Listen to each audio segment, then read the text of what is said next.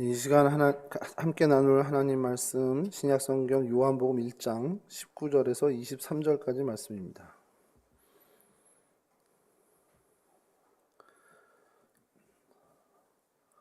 저랑 한 절씩 교독하겠습니다. 유대인들이 예루살렘에서 제사장들과 레위인들을 요한에게 보내어 네가 누구냐 물을 때에 요한의 증언이 이러하니라.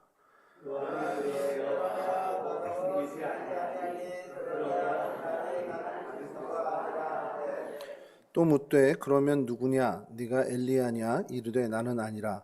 또 묻되 네가 그 선지자냐 대답하되 아니라.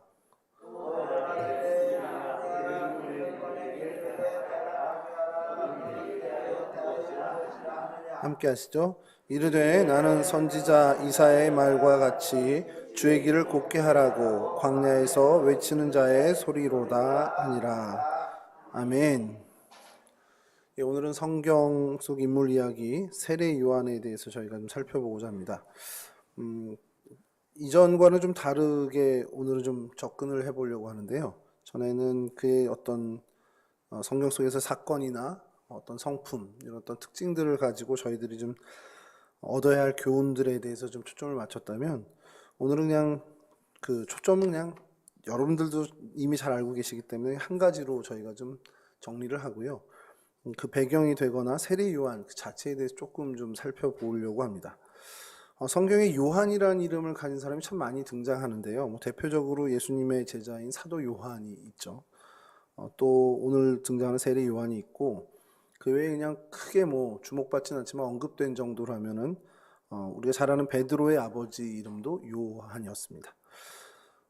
특별히 이제 사도 요한과 이 세례 요한을 좀 구별해서 사도 요한은 그냥 요한이라고 칭하는 경우가 많고, 오늘 이 주인공인 요한은 세례를 많이 베풀었던 것을 어떻게 보면 특징으로 잡아서 세례 요한이라고 이렇게 좀 칭하죠. 요한이란 이름은 저희가 사도 요한을 다룰 때 한번 좀 새겨봤지만, 여호와는 은혜로우시다라는 뜻이 있습니다. 세례 요한의 뭐 인적사항이라고 해야 될까요? 아버지는 사가랴라는 사람인데 제사장입니다. 또 어머니 역시 엘리사벳으로 아론의 자손이라고 성경에서는 이야기하고 있죠. 그리고 예수님과 친척 관계라고 뭐 사촌 정도로 성경학자들은 얘기하고 있는데, 그 촌수는 뭐 정확히는 알지 못합니다만 예수님보다 약 6개월 먼저 태어난 것으로 성경에서는 이야기하고 있습니다. 이 요한에 대해서 저희가 얘기하려고 하면 그 어떤 시대 상황에 대해서 좀 먼저 좀 저희가 좀 살펴볼 필요가 있는데, 그렇게 따져보면은 조금 더 그 당시 말고, 예수님과 세례 요한이 출생하던 그 당시 말고 그건 배경이 되는 구약과 신약의 그 중간사를 조금 좀 얘기를 해야 될 것 같아요. 구약 성경이 말라기로 끝이 나는 건 우리가 잘 알고 있습니다. 포로로 잡혀갔던 사람들이 예루살렘으로 돌아와서 성전도 재건하고 성벽도 재건하죠.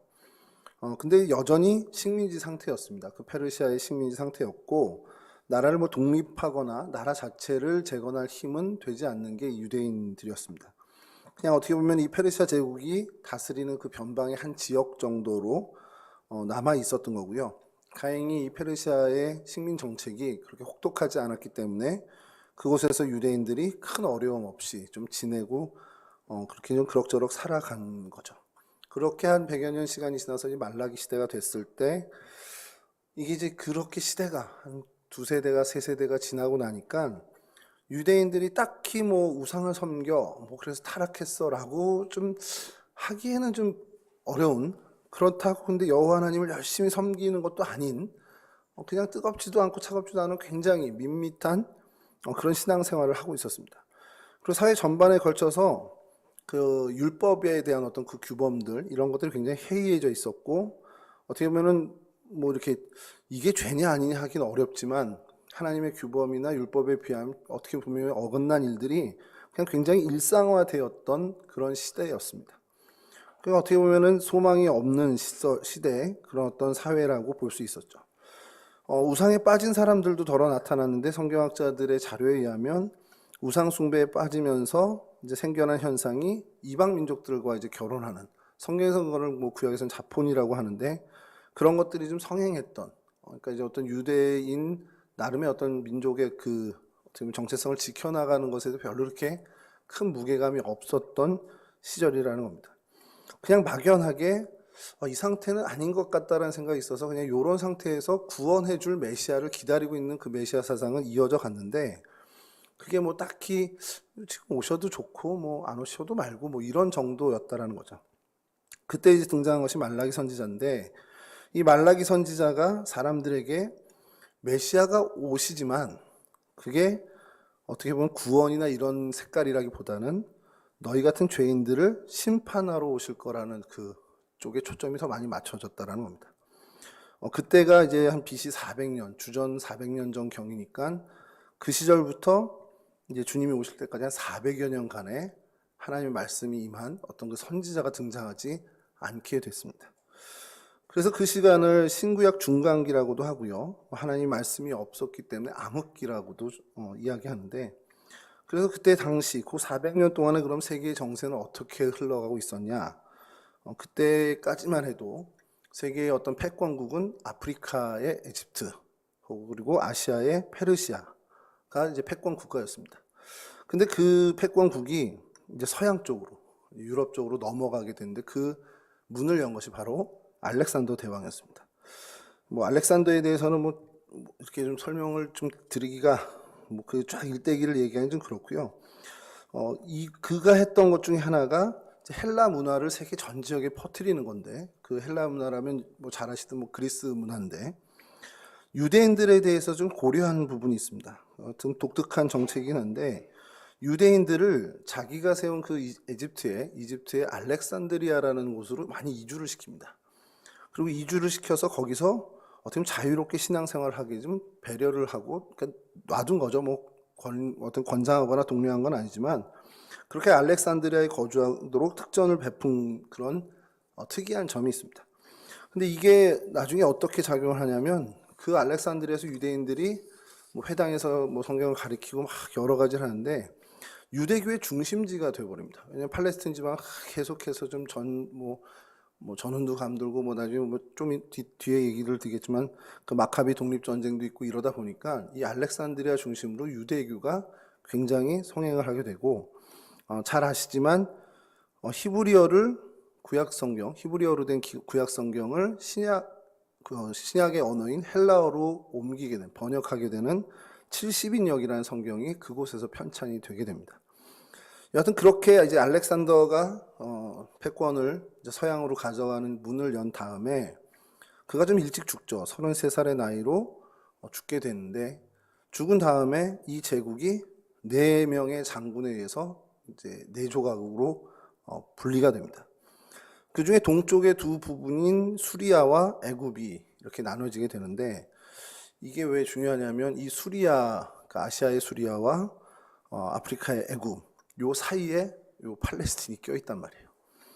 그래서 수리아는 그 셀레쿠스라는 사람, 그리고 애굽은 톨레미 왕조가 장악을 하는데요. 뭐 이건 중요한 건 아닙니다만, 처음에는 이 팔레스틴 지역이 수리아 지역에 속해 있었습니다. 그러니까 뭐 그냥 그 치하에서 이렇게 지내다가 애굽이 그 주전 한 200년 전 경에 거기를 침탈해서 차지를 하게 됩니다. 그러면서 이제 애굽의 영 안에, 그러니까 에집트 영 안에 머문 톨레미 왕조 아래서 유대교 생활을 신앙생활을 이어가고 있었죠. 톨레미 왕조 역시 뭐 그닥 이렇게 자기네들 종교를 강요하거나 어떤 식민 정책을 그렇게 강압적으로 하는 것이 아니어서 그 상황에서는 유대인들이 대체로 평화롭고 어떻게 보면 평화롭고 안락하게 이 유대교 신앙을 이어갔었습니다. 그러다 문제가 된 것이 수리아를 다스리던 에피파네스라는 사람이 에피파네스 4세인데 팔레스틴을 정복하기 위해서 전쟁을 일으킵니다. 그리고 애국과 싸워서 이 팔레스틴을 차지하게 돼요. 이게 역사적으로 유대인들에게 굉장히 중요한 사건이 됩니다. 왜냐하면 에피파네스의 기본적인 정책은 유대교 말살이에요. 유대교를 싹 말살하고 유대인을 학대하고, 그래서 아예 뭐 종교를 시작을 한 거지만 민족까지도 말살하겠다라는 의지를 갖고 이 팔레스틴을 핍박하기 시작합니다.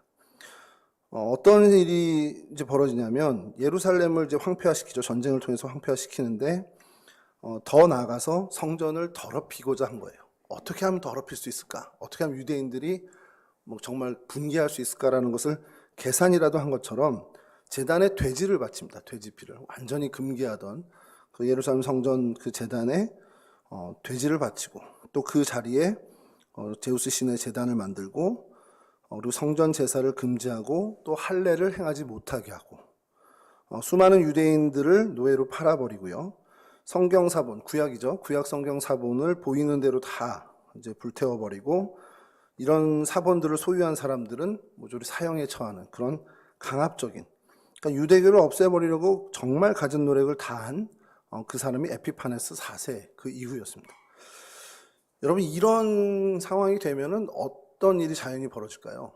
유대인들이면 이건 뭐 생명보다도 더 중요한 신앙을 가진 유대인들이다 보니까 반발을 할 수밖에 없습니다. 그래서 그것이 이제 저희가 뭐 들어는 보셨던 마카비 반란이 이제 일어나죠. 마카비라는 이름을 하게 된 것은 사실 그 주동자는 마따디아라는 사람인데 그의 아들 유다라는 사람인데 그의 이름이 이 마카비였습니다. 그가 이제 가장 선봉에 서서 좀 모범적인 어떤 좀 반란을 어떻게 보면 앞선 선봉의 어떤 선 사람이다 보니까 그냥 이제 후대에 가서 그 반란을 마카비의 어떤 반란 이렇게 얘기를 하게 된 거죠. 그래서 그 제사장 하스몬 가문의 출신이었던 이 마따디아가 이 통치에 격분하게 되어서요. 많은 사람들을 모읍니다. 유대인들 모으고 뭐 경건하다고 불리는 하시딤 사람들도 모아서 이제 반란을 일으키고 사실은 성공을 합니다. 성공을 하고 예루살렘 성전 정화를 이루어내요. 그래서 다시 그곳에서 약 103년 동안의 독립국가처럼 이제 그 명맥을 유지하게 됐습니다. 근데 여기서 좀 말씀드리는데 이 하스몬 왕조 혹은 뭐 하스모니안 왕조라고 부르는데요. 이 마카비 가문, 뭐 하스몬의 이제 후예들이라 이름을 이제 하스몬 왕조라고 따르게 됐는데 자료에 의하면 다윗과 솔로몬 시대 정도에 준하는 영토까지도 회복을 하게 됩니다. 그러니까 굉장히 큰 공을 이제 세운 그 가문이 된 거죠. 근데 이제 그에 못지않게 좀 과가 존재하는 것이 사실 종교적 자유를 위해서 이제 일으킨 반란이고 그게 성공한 거잖아요. 그러니까 그것에 굉장히 동참해서 따랐던 사람들이 하시딤이라고 경건한 사람들이라는 뜻을 가진 하시딤 사람들인데 그 사람들이 이제 우리가 어느 정도 회복했으면 사독가 제사장의 가문에서 제사장이 세워지고 해야 되는 거 아니야라는 기대를 했던 것 같아요. 근데 그게 아니라 마따디아의 아들 시몬이 이제 제사장이 되게 되니까 그것에 이제 갈등이 생기게 됩니다. 사실은 이 하시딤은 포로 귀환 후에 말씀대로 어떻게 하면 살아볼 수 있을까라는 것을 고민하던 사람들의 집단이란 말이죠. 그러다 보니까 이게 하나님 말씀대로 사는 것이 아니고 하나님의 뜻에 맞는 제도가 아니라는 거예요. 그래서 반발을 해서 이곳에서 이제 나오게 됩니다. 나오게 된 것이 바로 그 후에 이제 두 지파로 나누게 되는데 에세네파 들어보셨던 에세네파 그리고 바리세파로 이제 발전을 하게 됩니다. 그러니까 에세네파와 바리세파는 이 마카비 왕조, 하스몬 왕조에 대해서 이제 부적절하다라는 걸로 해서 분리가 된 거고요. 거기에 이제 동참하면서 계속해서 남아있던 그 하시딤의 사람들 중에는 사두개파로 이제 발전을 하게 되는 거죠. 그래서 신약에 여러분들이 듣게 되는 사두개파라든지 바리세파 그리고 에세네파가 이런 연유로 이제 마카비 왕조의 탄생과 거기서 이제 종교적인 정책과 어떻게 보면 변혁을 인해서 갈라지게 되는 분파라고 여러분 이제 생각하시면 됩니다. 요게 이제 좀 참고적으로 좀 여러분들이 아셨으면 좋겠던 부분이고요. 여하튼 그 이후에 이제 마카비 왕조가 로마에 의해서 멸망을 하게 되죠. 뭐 로마에 의해서 전 지역이 다 멸망을 하게 되죠. 뭐 소아시아뿐만 아니라 유럽 전역이 이 로마의 영향권 안에 드는데 이 로마가 이제 이 팔레스틴 지역을 직접 통치하는 구역도 있었지만 총독을 파견해서 직접 통치하는 구역도 있었지만 안티파데르라는 안디바라는 사람을 세워놓고 한 지역을 다스리게 합니다. 그리고 그는 나중에 자신의 아들인 헤롯에게 이 땅을 물려주죠. 그것이 우리가 잘 알고 있는 헤롯 대왕이죠. 예수님이 탄생할 당시에 유아 학살을 했던 헤롯 왕을 특별히 그 아들과 구분하기 위해서 헤롯 대왕이라고 칭하죠. 이게 이 세례 요한이 출현하기 전까지의 이제 상황들입니다.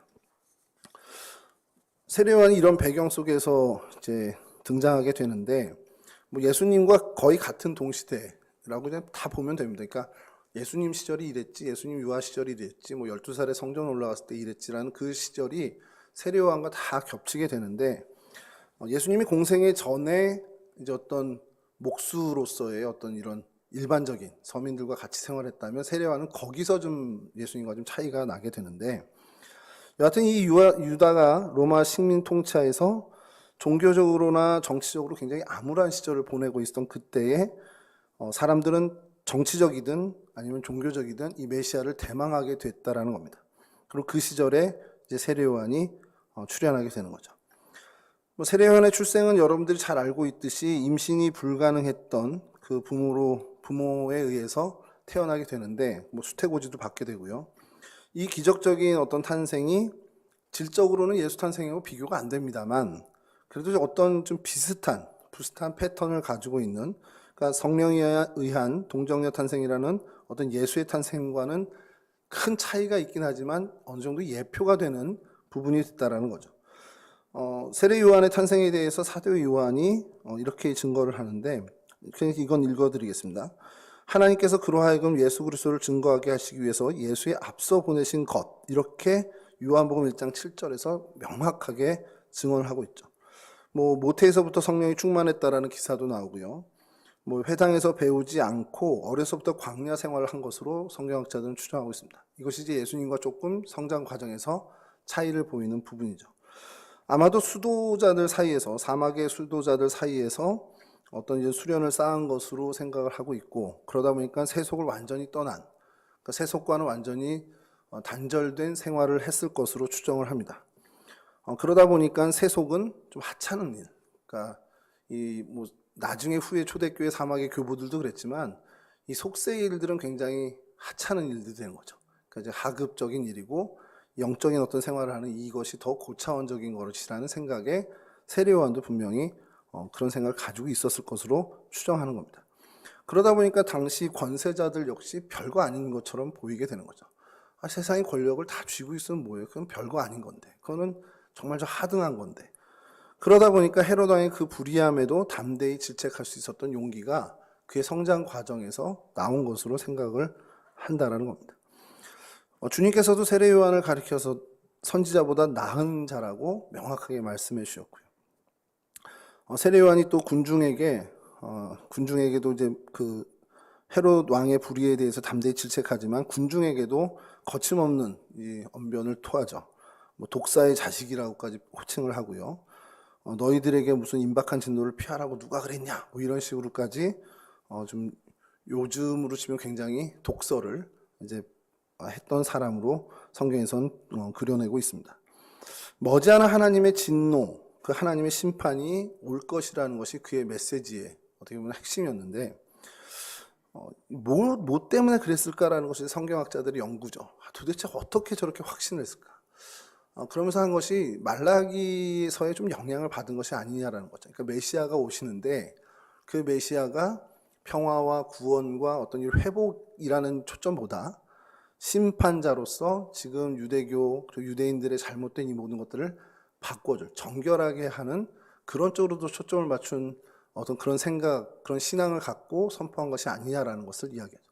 사실 이것은 오늘날도 마찬가지입니다. 오늘날도 우리가 하나님 성령이 우리 가운데 임하셨을 때, 이건 두 가지가 뭐 다 어느 게 한쪽이 뭐 우세하다 덜하다가 아니라 두 가지 양면이 동시에 있다라는 거죠. 우리의 죄성을 다 태워서 정결하게 하시는 부분이 있고, 또 우리에게 위로와 희망을 주시면서 우리로 하여금 예수 그리스도의 길을 따르게끔 힘을 주시는 그 부분도 있다라는 거죠. 성령의 임재도 그렇듯이 메시아의 임재를 그 양면성을 다 봤는데, 이제 세례 요한은 좀 초점을 심판 쪽에다 뒀다라는 것이죠. 그래서 그의 심판이 조만간 하나님의 진노의 불길이 타올라 다 멸할 것이다라는 것으로 이제 그래서 회개를 촉구하는 그런 메시지로 갔다라는 거죠. 구세군의 어떤 창시자였던 부스라는 사람이 있는데, 그가 했던 이야기 중에 이런 것이 좀 있습니다. 학생들을 할 수만 있다면 이 신학교에서 몇 년 동안 가르쳐주고 뭐 신학을 가르치고 전도법을 가르치는 것보다 한 사흘 정도 지옥을 경험하게 해주면, 진짜 지옥을 경험하게 해주면 훨씬 더 뛰어난 전도자들이 될 거다라는 얘기를 했다는 거예요.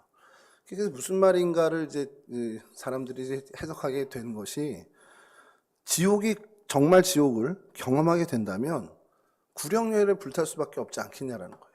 그러니까 천국을 경험해서 천국이 이렇게 좋아요라는 것을 전하는 것보다 주님으로부터 분리되고 정말 예수 그리스도 안에 머물지 않게 되면 이런 비참하게 되는구나라는 것을 경험하게 되면 그 사람들을 건져 올리기 위해서 더 열정을 갖지 않겠냐라는 거죠.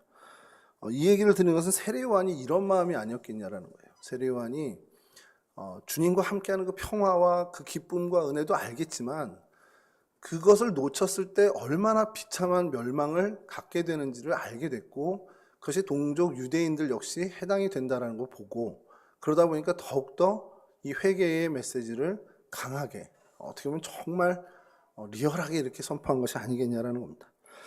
세례 요한에게 그 같은 열정이 있었다는 겁니다. 광야 또 요단강을 중심으로 정말 많은 그 회개의 촉구를 이야기했고요. 그 외침을 듣기 위해서 유다의 방방곡곡에서 또 사마리아 땅에서까지도, 그리고 저 멀리 갈릴리 지방에서까지도 많은 사람들이 모였다라는 것이 성경의 이야기입니다.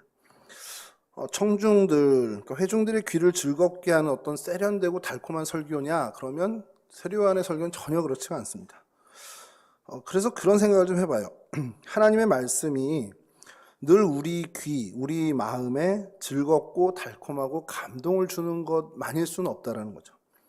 세례 요한의 선포와 같은 그 설교, 그런 말씀 선포도 분명히 있다라는 겁니다. 그리고 사실 그것들을 들을 수 있는 귀를 갖고 그런 메시지를 듣고 수용할 수 있는 심령이 저희들도 되어야 된다라는 거죠. 전하는 이는 진리를 그대로 말하면 됩니다. 그 진리를 그대로 말하는 소리가 되면 되고요. 하나님의 뜻이 전파되고 또 받아들이는 사람은 그 심령 속에 그 뜻을 그대로 왜곡하지 말고 오해하지 말고 받아들이면 하나님께서 그 말씀을 통해 그 사람에게 역사하신다는 것이죠. 바라는 것은 저와 여러분 모두가요, 우리 심령 가운데 우리 귀에 기쁨을 주고 또 용기를 얻게 되는 말씀을 듣는 거에만 익숙한 것이 아니라 심령을 울리고 혹은 폐부를 찌르는 것 같은 말씀도 우리가 보고 듣고 깨닫는 그 은혜도 같이 우리가 겸비해야 하지 않을까라는 생각을 해보게 됩니다. 그런 바람이 있고요. 저도 마찬가지입니다. 저도 말씀을 읽고 설교를 준비하고 하면서 이거 참 은혜롭다, 감동이다, 하나님 우리를 이렇게 사랑하시는구나 라는 위로를 얻는 것도 참 좋은데, 그게 참 많죠. 부분적으로 어떤 양으로만 계산하면 그게 더 많은데 조금은 좀 놓치고 있는 것은 아닌가. 하나님이 저로 하여금 지금 잘못된 길을 가고 있거나 혹은 하나님이 기뻐하시지 않는, 조금 하나님이 눈살 찌푸려 할 만한 일이나 생각들에 내가 있다면 그것을 하나님이 저를 불편하게 해서라도 좀 돌이키시는 그런 메시지에도 좀 귀 기울여야 되지 않을까라는 생각을 좀 하게 됩니다. 개인적으로 좀 반성하게 되는 것인데, 그래서 저는 이제 그거를 어느 목사님이 얘기하신 걸 굉장히 공감하는 게, 구두 속에 들어있는, 신발 속에 들어있는 조그만 돌멩이, 그러니까 돌 조각이겠죠. 이렇게 제가 슬리퍼를 신고 요즘 이렇게 다니다가 또 운동화를 신고 다니다가도 저희 종합관 건축 현장에 가다 보면 조그만 알갱이들이 이렇게 신발에 들어올 때가 있거든요. 근데 딱 벗어서 털어버리면 좋은데 그게 벗을 수 없는 상황일 때가 있어요. 그러면 계속 그거를 신고서 다니는데 계속 불편합니다. 계속 걸리적거리고 이거 빼내야 되는데, 그러면서 마음이 계속 불편한데 하나님 말씀이 그런 역할을 좀 해줘야겠구나라는 생각을 하는 겁니다. 뭔가 하나님 말씀을 듣고 보고 깨닫게 됐는데 그게 지금 제 현실 속에서 너무 불편해지는 거. 못 견디겠어까지는 아니더라도 계속 신경 쓰이고 불편하다 보면 제 행동과 제 삶과 제 생각이 그래도 조금씩 바뀌지 않을까. 근데 그게 좋은 일이라는 걸 알아야 된다는 거죠. 저뿐만 아니라 우리 여러분 모두도 하나님 말씀을 듣고 보고 깨닫게 됐을 때 그게 내 생활에 불편해진다, 좀 신경 쓰이네 라는 불편함이 생긴다면 하나님의 은혜로 여기고 그것을 빨리 수정할 수 있는 그런 어떤 용기를 발휘할 수 있는 그런 모든 주님의 백성들이 되시길 간절히 바랍니다. 세례 요한에 대한 성경은 그럼 어떻게 이야기하고 있는가를 좀 살펴보면요, 탄생이라고 좀 표현은 그런데 출생기사가 누가복음 1장 17절에 이렇게 기록하고 있습니다. 한번 보여주시면요, 누가복음 1장 17절인데요. 그가 또 엘리야의 심령과 능력으로 주 앞에 먼저 와서 아버지의 마음을 자식에게 거스르는 자를 의인의 슬기에 돌아오게 하고 주를 위하여 새로운 백성을 준비하리라. 아멘. 무슨 얘기입니까? 예수님보다 앞서 와서 그 엘리야와 같은 사명을 감당하라는 거죠. 사실 그 사명에 세례요한은 전 삶을 바쳤습니다.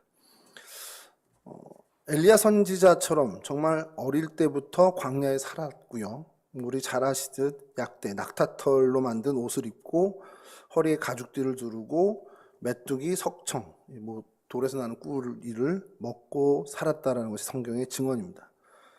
이건 뭘 얘기하냐? 그럼 메끼니 메뚜기만 먹고 정말 석청만 먹었냐? 이런 얘기가 아니고요. 그가 철저히 구별된, 나시린처럼 철저히 구별된 정결한 삶을 살았다라는 것을 성경에서 선포해주고 있는 겁니다. 그러니까 세례요한에 대해서 성경에서 증거할 게 많은데 이 성경의 기자들이 세례요한은 이런 사람이야라는 것을 표현할 수 있는 제일 좋은 방법이 이런 그의 의복부터 외형, 그의 삶, 어떤 생활, 환경 이런 것들을 할 때 나시린처럼 철저히 구별된 정결한 삶을 살았어라는 것을 이런 표현으로 했다라는 겁니다. 하나님의 율법에 철두철미한 삶을 살았고요. 그리고 당시 탐욕과 부정으로 가득했던 유대 지도자들의 삶과는 완전 대조적인 모습을 성경에선 더욱더 부각하려고 애를 썼습니다. 또 세례 요한이 예수님 오시기 전 어떻게 보면 자신들은 아브라함의 자손이라고 생각하는 이 유대인들, 그 사람들을 돌이켜야 되겠다라는 어떤 그 하나님의 뜻에 따라서 그 사명을 감당한 건데 왜 이게 중요하냐? 주님이 오셔서 물론 하셔도 되겠지만 주님이 가실 그 길을 예비하는 것이 바로 이 부분이라는 겁니다. 이 아브라함 자손으로서 교만에 빠져 있고 우리는 더 정결할 게 없어. 우리는 항상 깨끗해. 이런 생각하고 있는 사람들이 너희들도 멸망할 수 있어라는 인식으로 전환시키는 것이 이 세례 요한의 그 사명이었습니다. 왜냐하면 실제로 유대인들이 그런 죄악에 빠져 있었거든요. 우리는 하나님을 섬겨라고 입술로 얘기하고 형식엔 갇혀있을지 모르지만 그들의 마음은 여전히 우상 숭배자였다는 겁니다.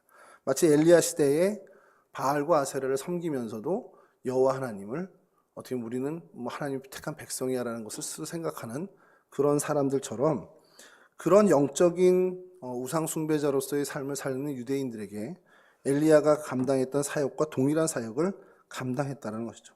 물론 외형적인 모양이나 차림, 생활, 사역도 비슷했다라는 것이죠.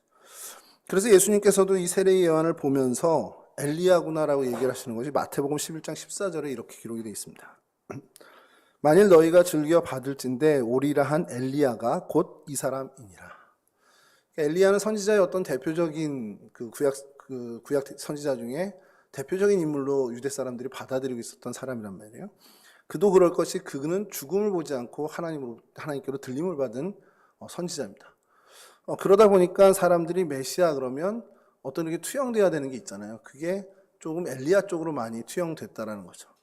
그러니까 사람들의 어떤 생각 가운데 엘리야 그 메시아의 어떤 그런 모습 이런 것들을 사람들이 갖고 있을 때 세례 요한을 설명하기 제일 좋은 것이 엘리야야 이렇게 얘기하시는 거죠.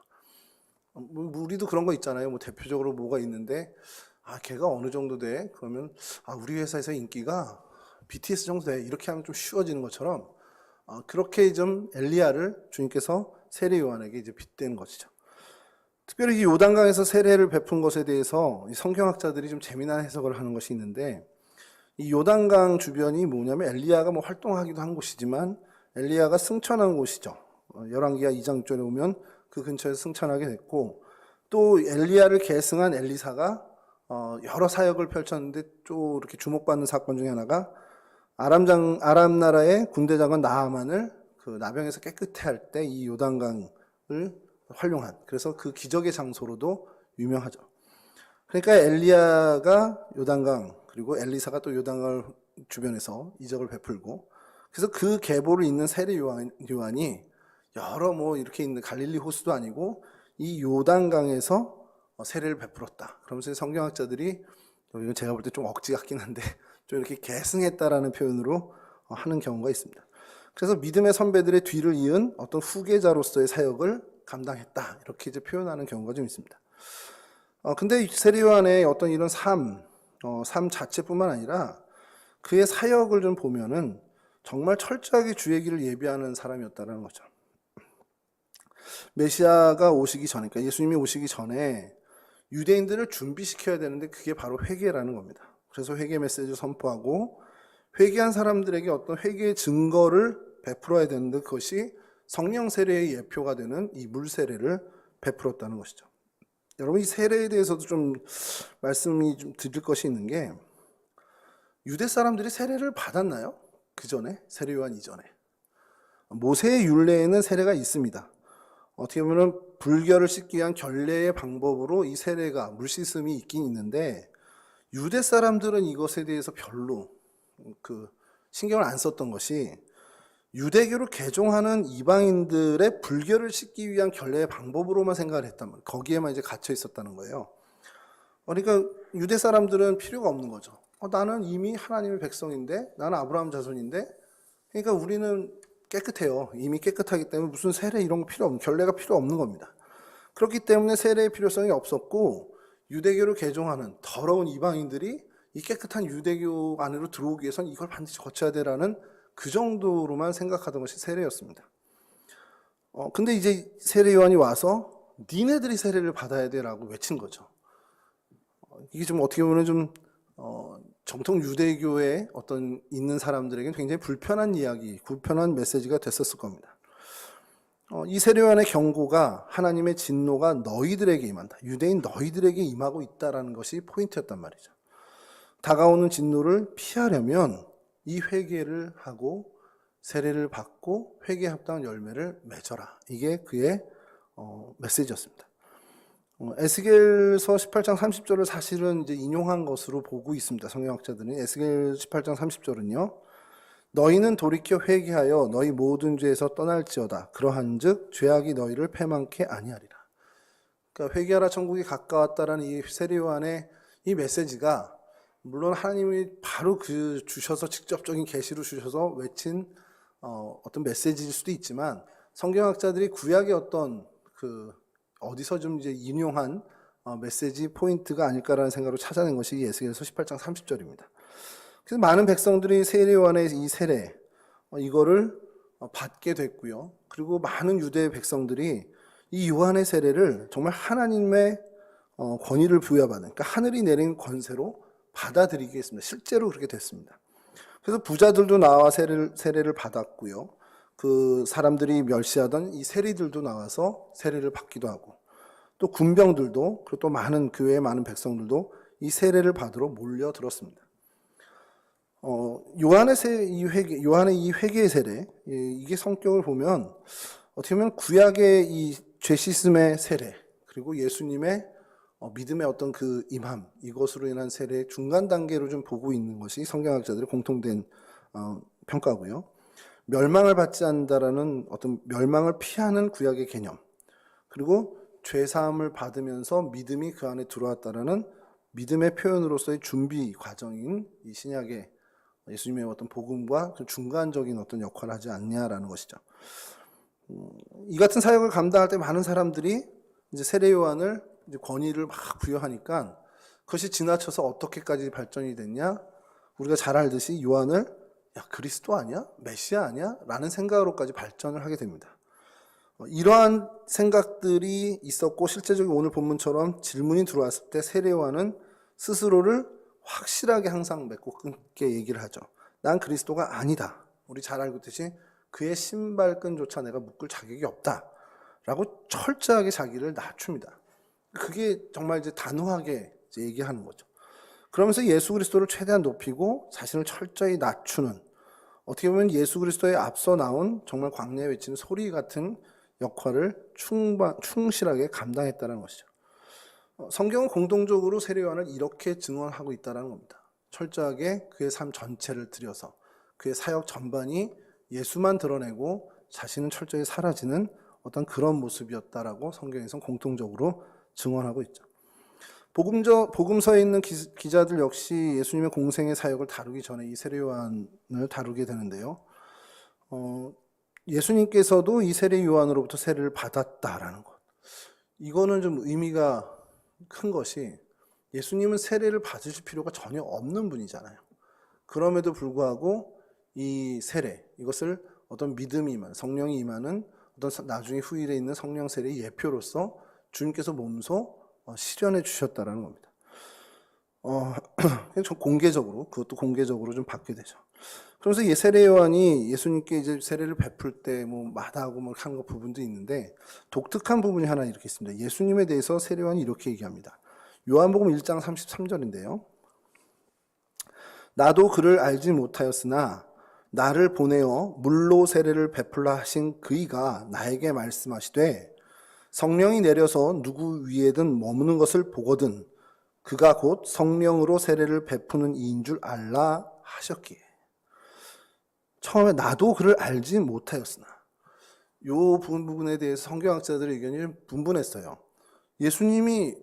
세례 요한이 예수님을 몰랐대, 이렇게 해석을 한 겁니다. 좀 과도한 해석이죠. 분명히 여러분 성경에선 이 요한과 예수님은 친척 관계였습니다. 그러니까 예수님과 친분이 교류를 안 했어도 들은 건 있겠죠. 우리 친척 중에 누가 있어 그러니까 몰랐을 리는 없습니다. 근데 왜 이렇게 얘기하냐? 예수님이 누군지 몰랐어가 아니라 어떤 분인지 알지 못했다라는 거예요. 성령을 통해서 잉태된 것까지 믿었는지 모르지만, 그래서 그 수태고지 얘기를 들었는지는 모르지만, 여하튼 정말 성령 충만하게 이렇게 태어난 사람이라는 건 어느 정도 알았는데, 그가 오신 메시아라는 것은 몰랐다라는 것. 근데 어떻게 알았냐? 성령의 계시로 성령이 임하는 것을 보고 알게 된 겁니다.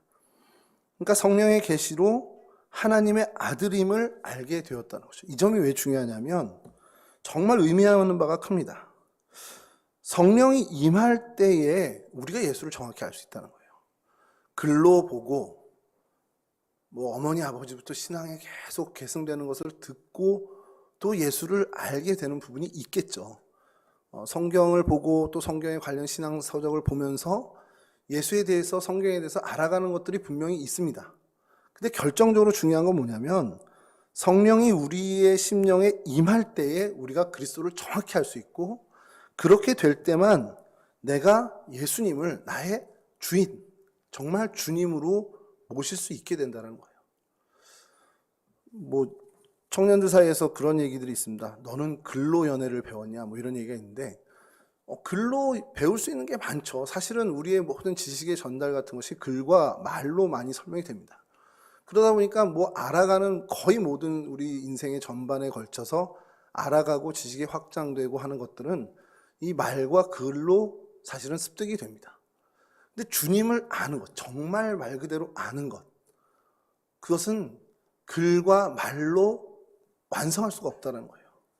세례 요한이 예수님을 몰랐던 것은 성령의 어떤 감동, 성령의 임재로 저분이 그리스도이구나, 저가 메시아이구나라는 걸 확신했다는 겁니다.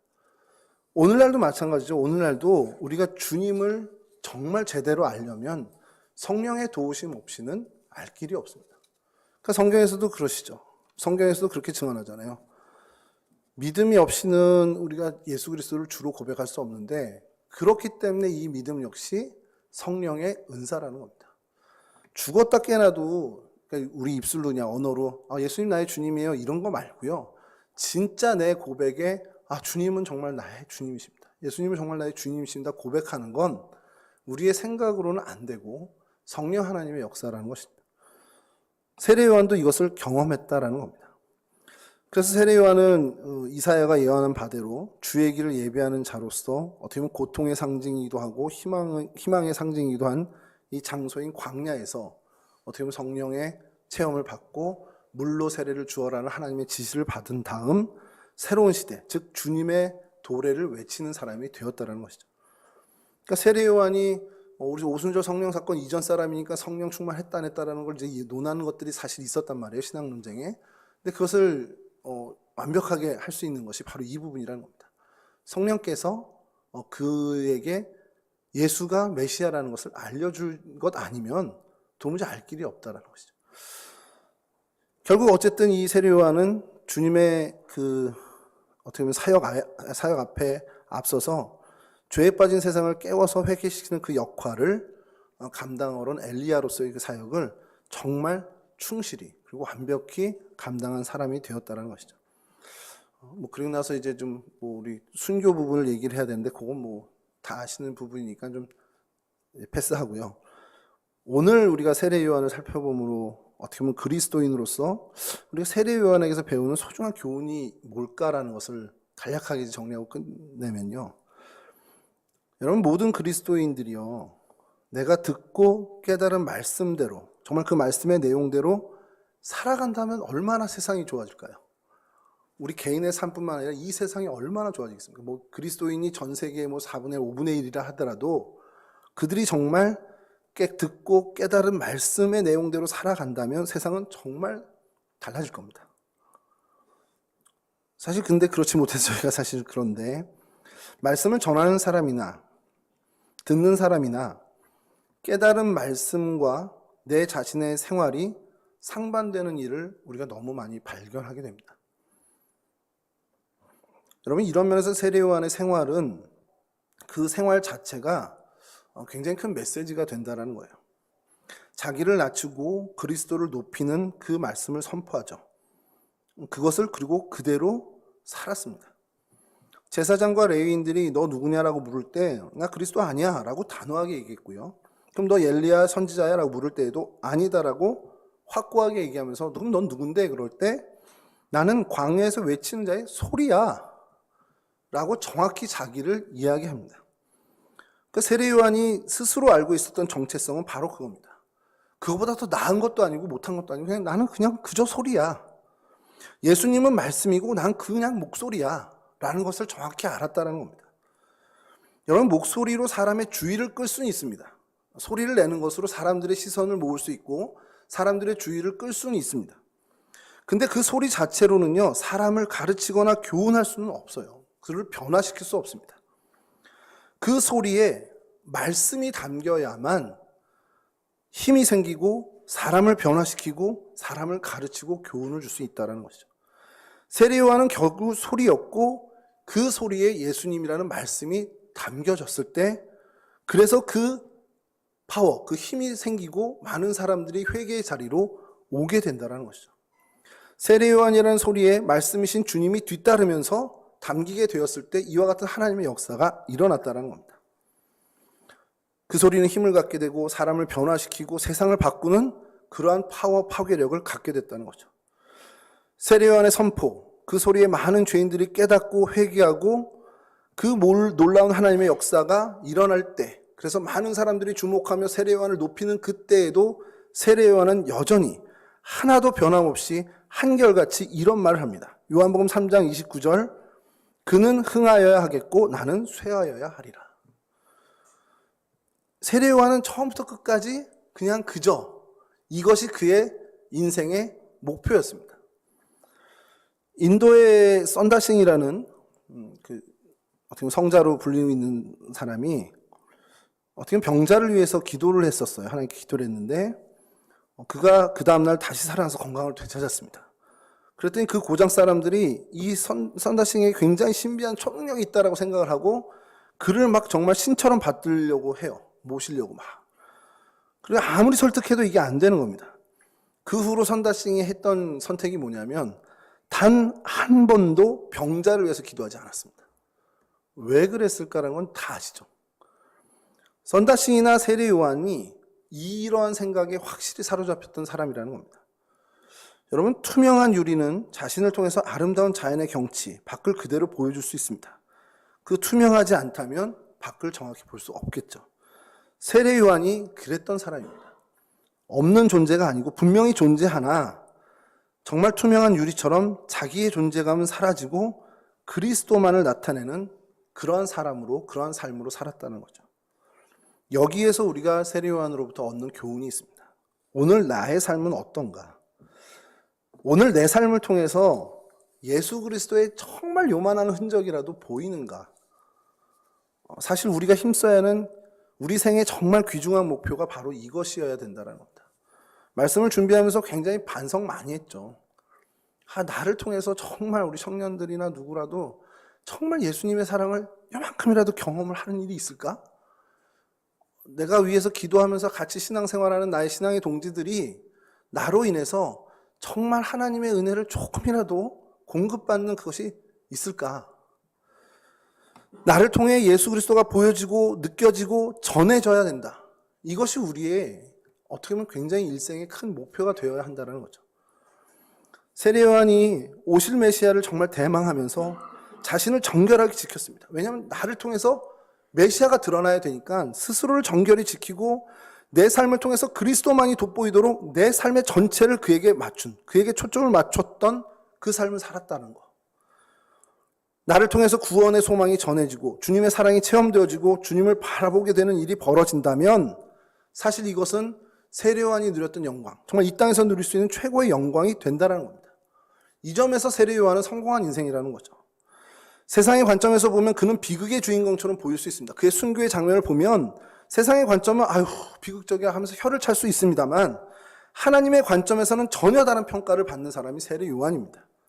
주님이 뭐라고 하셨습니까? 여자가 난 이들 중에 가장 복된 사람이 세례 요한이라는 거예요. 왜 그랬을까요? 이 하나님에 대한 평가, 하나님의 이 세례 요한에 대한 평가, 그 근거는 바로 나는 쇠하여도 상관없고 나는 사라져도 상관없고 나로 인해서 예수님이 흥해하고 나로 인해서 예수님만 돋보이면 된다라는 것, 그게 인생 그의 모든 어떻게 모토고 목표였고 그의 초점이었다라는 것, 그 삶의 자세 그 하나를 끝까지 지키면서 살았기 때문에 하나님은 그를 여자가 낳은 사람 중에 가장 복된 사람이라고 평가를 하고 있다는 겁니다. 그럼 오늘 세례 요한을 살펴본 저희들 역시 이 삶의 자세를 흉내는 내야죠. 물론 이제까지도 열심히 이 자세를 지켜온 우리 동성 가족인 거 제가 잘 압니다. 근데 이제 달리는 말에 채찍 가하듯이 혹이라도 내가 조금 드러나고픈 마음이 생길 때, 나 이런 사람이야 라고 좀 하고 싶은 마음이 생길 때 얼른 우리가 세례 요한을 기억해야 된다는 겁니다. 그래서 우리가 지금까지 잘 걸어왔던 그 믿음의 경주를 정말 잘 완주할 수 있어야 한다는 것이죠. 여러분, 우리 모두는, 저와 여러분은 무명으로 살아도 괜찮습니다. 우리를 통해서 예수 그리스도가 증거되기만 하면 됩니다. 예수 그리스도의 사랑이 전해지기만 하면 됩니다. 그럼 우리는 하나님으로부터 놀라운 평가를 받는 정말 소위 진정한 의미에서 성공한 그리스도인이 될 수 있다는 겁니다. 바라기는 우리를 통해서 주님이 드러나고 우리를 통해서 주님의 사랑이 경험되고 우리를 통해서 복음이 전파되고 우리를 통해서 하나님의 은혜가 임하게 되는 그 삶을 소망하며 나아가는 저와 우리 동성의 온 식구들이 되기를 주님의 이름으로 간절히 축원합니다. 우리 찬송 한 장 같이 하시고요. 주님 가르쳐준 기도로 마치도록 하겠습니다. 찬송가 518장입니다.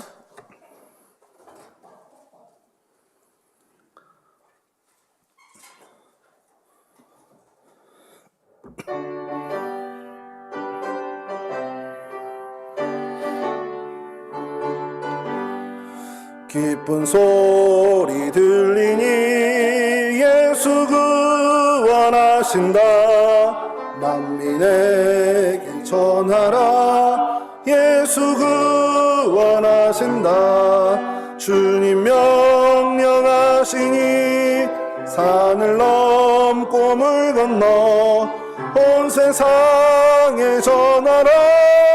예수 구원하신다. 받아들아 외쳐라. 예수 구원하신다. 모든 죄인 들으라. 예수 구원하신다. 모든 서막 일어나 메아리 저울려라. 복음 중에 복음은 예수 구원하신다. 환난 중에 하는 말 예수 구원하신다. 다시 살아나시어 예수 구원하신다. 지은 죄로 인하여 슬픈 마음이 있어도 숨질 때에 내 할 말 예수 구원하신다. 바람들아 외쳐라. 예수 구원하신다. 기뻐하라 나라들 예수 구원하신다. 구원하는 복음을 산과 들에 전하라. 우리들의 승전가 예수 구원하신다. 아멘.